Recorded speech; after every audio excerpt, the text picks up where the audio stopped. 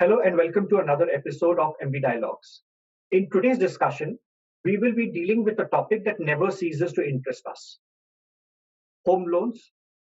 How the interest rates, the change in RBI's repo rates, how is that impacting? Because almost all of us, or people very close to us, have taken a home loan or are repaying a home loan, have had to do something with a home loan, obviously looking to even buy a home, and we're waiting to avail of a home loan. In today's panel, I have with us Mr. Suresh Pandey, who is the product head for home loans with ICICI Bank. We have with us Mr. Rajiv Gupta, general manager and in charge of Mumbai for UCO Bank's home loan portfolio. And finally, we have with us Rahul Chanani, who is the national head for the home loan services that Magicbricks provides. Welcome, gentlemen. Gentlemen, if we can just, we would like to start off your views on basically how have, considering the pandemic, considering that it's been over a year since the pandemic is now over, we are back to a business as usual scenario. And we're looking at the fact that in the residential markets, demand has gone up. In some cases, in some markets, it's even beaten the pre-COVID levels. Prices are also moving up. Sales volume has increased, so a lot of the unsold inventory which had got piled up, that has also decreased over the last many quarters. What does this mean for individually? What is your own view of how this is what this means for home loans? How do you see the market has panned out? So if you can just have your individual views on what your perspectives are. So Suresh, if we can start off with you. See, our view is that what has happened, people actually post-pandemic realize the value of owning a house. Because people, normally who are not having a house and staying in the rental accommodation and then struggling a lot of challenges which normally society used to impose during the COVID. And also when you confined in a apartment kind of a scenario, there you were not having enough space for creating your workplace, because the masses of the people started operating from houses, and work from home was the only solution.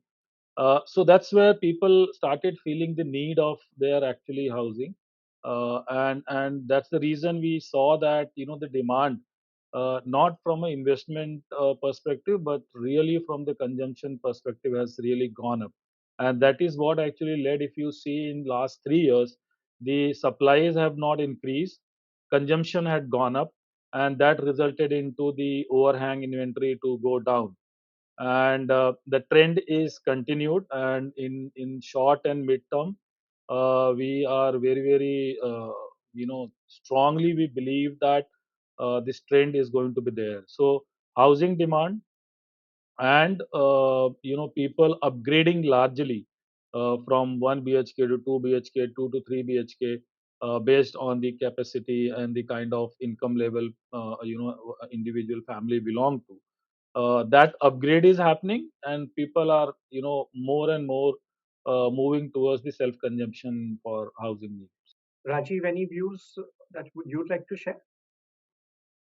Yes, as you just pointed out, of course, I also believe like post-pandemic, things are really looking good for the housing sector, especially in all the sectors, like the maybe mid-segment, lower segment, and even the luxury segment also. In all the segments, the demand has gone up.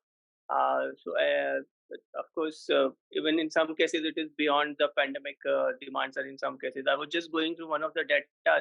As on date, the housing sector is around 250 billion, which is expected to grow at a CAGR of around 25%, and will be around 800 plus billion by year 2028.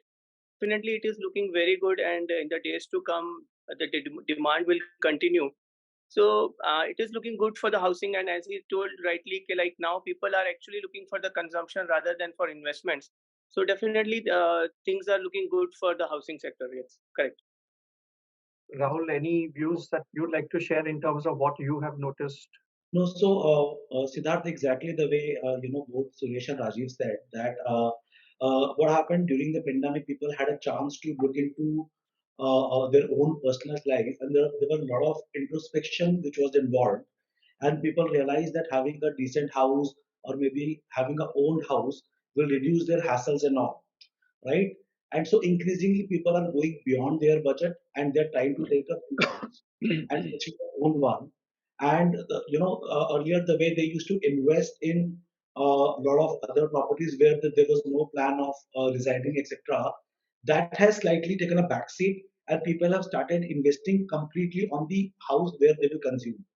So this is a good change, and of course, home loan industry is growing with each passing month and each passing quarter. And I think at least for next 10 years that this trend will continue. And also after the government has increased, the RBI has increased the rates and all, rather than the market getting reduced, the market is actually getting very aggressive. So that's a very good sign. Okay, wow, that's something unusual to hear. I mean, the question that was forming in my mind is that something that I get asked very often is that with the increase in interest rates, because it's not just been a small percentage increase, interest rates have moved up quite a lot.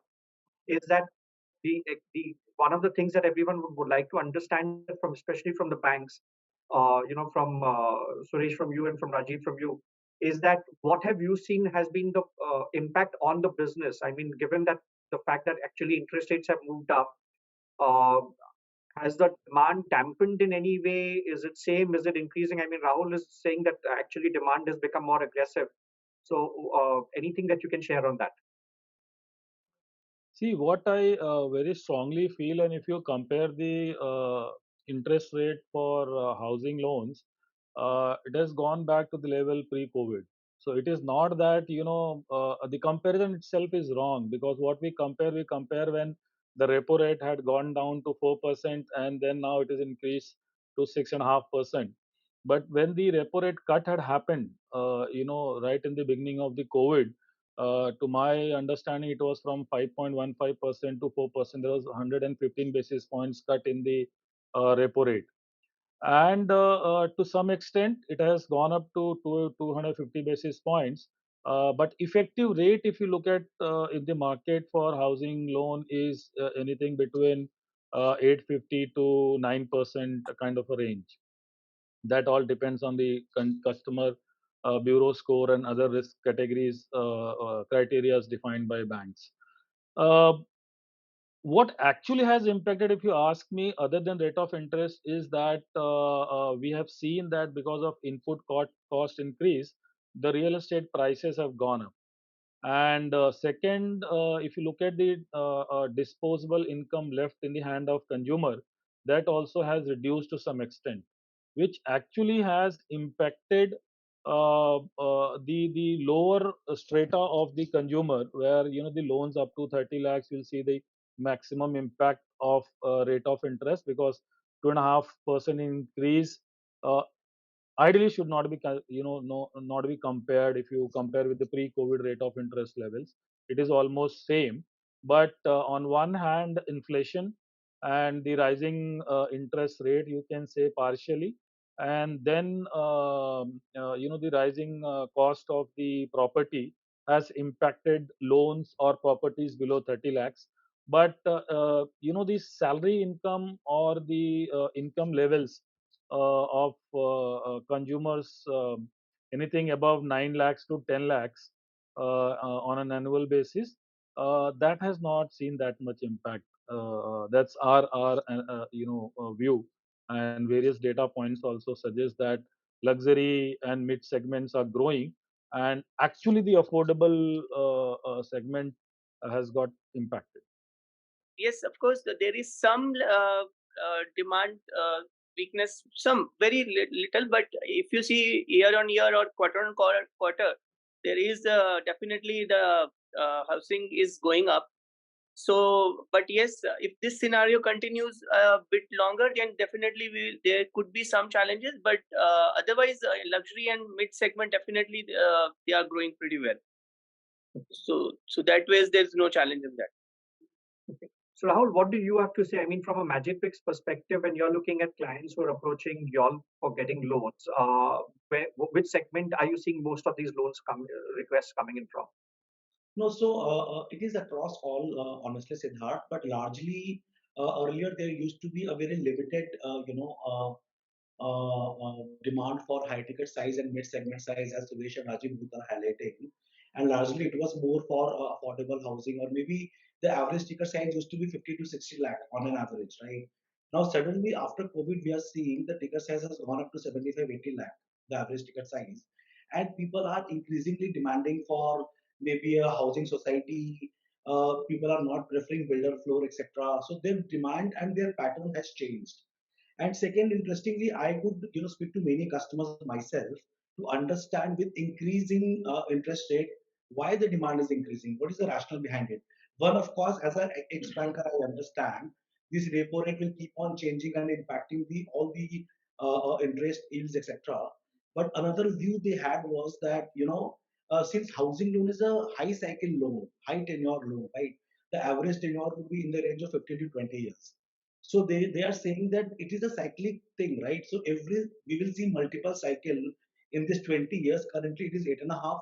3 years back, it was 6.5. It will again come down to some interest rate someday. So they are not waiting for such changes. They are closing it very fast, so that they don't lose out on the opportunity. The other perspective that I would like to also understand from y'all is that I understand that okay, today a lot of people are looking at bigger homes. You also mentioned that they're looking at gated societies rather than individual standalone alone homes or builder floors. Uh, but there was also this whole discussion last year and the year before last that a lot of demand has moved away from the tier one cities to the tier two and the tier three cities, including in a lot of holiday home destinations. So I would like to also understand from y'all that are there any of these kind of changes that y'all have noticed in terms of the requests that you're getting, the properties that you're getting? Is there any change, any dynamics that you're looking at? See, it's very interesting to know that what has happened, that what I've realized that a lot of people working in ITS companies, banking, BFSI sector, working in various part of the country like Bangalore, Bombay, Hyderabad, Pune, when they try to go back to their native, they really struggled that they can spend time or they can stay in their own houses. So if you look at the markets like Jaipur, Lucknow, Chandigarh, Cochin, Coimbatore, all these tier 2 markets or tier 3 markets, they actually have seen a good growth in the housing segment. So that's the very, very clear as per our data also, we have seen it has grown. So one part definitely is that, people are upgrading. Second is they are buying houses where they feel that finally they're going to settle down. So that was also one of the reason why, you would see that all of a sudden surge in demand in those tier 2, tier 3 cities. But apart from that, the tier 2 and tier 3 cities itself are growing very fast. They are now becoming, in some ways or the others, are trying to compete with the bigger cities. So their demand is also coming up very rapidly, and the quality of the constructions, the type of, even you name any big builder, they will be there in nowadays in the tier 2 or tier 3 cities. So the quality is not now a constraint. So people are very much there to buy those houses in those cities also, because now they feel, yes, they get the same sort of a quality, but at definitely a much lesser price what they were actually, if they were supposed to have it in a tier 1 city. So that is actually pushing the demands in these cities also. Rahul, anything you need to add? Yeah, so I mean, largely Rajiv and Suresh has covered, but what I feel, there are two things. One, of course, this work from home, especially in IT sector, has permitted a lot of people to go back to their native place and buy a house there. And of course, the affordability is higher, right? It is always easier to buy a house in probably a Mysore in compared to Bangalore, or for that matter, Nagpur in compared to Bombay, right? So this is one of the reasons why a lot of demand is coming from that side. And second, I feel my personal opinion is that a lot of urban areas in India have got saturated in terms of price appreciation, right? So people are thinking that investing in, probably in Bombay context, maybe a place like Parel or a Vadala, will not make sense because it is already at its peak. Rather than investing probably in a market like Pune or Nagpur or Udaipur, probably will make more sense because those markets are seeing a lot of appreciation. So this could be two possible reasons why I feel there's some focus on tier two, tier three. Has the developer profile changed? I mean, because y'all mentioned that homes are available, there are apartments now being available, quality is there. But is it also that the likes of, for example, a Godrej, which has gone into a lot of tier three cities, right? Or other developers who are now tying up with local developers out there. The local developers are giving them the land. These developers are bringing in the expertise to build, market, drive value. Is that also a factor that's playing, and is that helping improve the overall asset quality, the loan quality that you all are servicing? The housing market has gone through the tough phases of this, the primary sales. Mm. Uh, but post RERA, what we have observed, and a lot of guardrails put by government, uh, largely developer business or primary sale business and the delivery challenge has come under control. Because if you compare 2012 to 2017 or 18 period, and now if you compare that period with 2021 to 2023, uh, though there was some extension for delivery period for those large projects which got impacted, but largely we have not seen anywhere the quality or delivery period getting impacted. The concern for a house owner definitely is there for delivery, but lenders are more concerned about it because it's our capital which gets blocked. We as a bank or financial institution would never want to get into that situation. So my experience very strongly says that in last 3 4 years it has saved very well.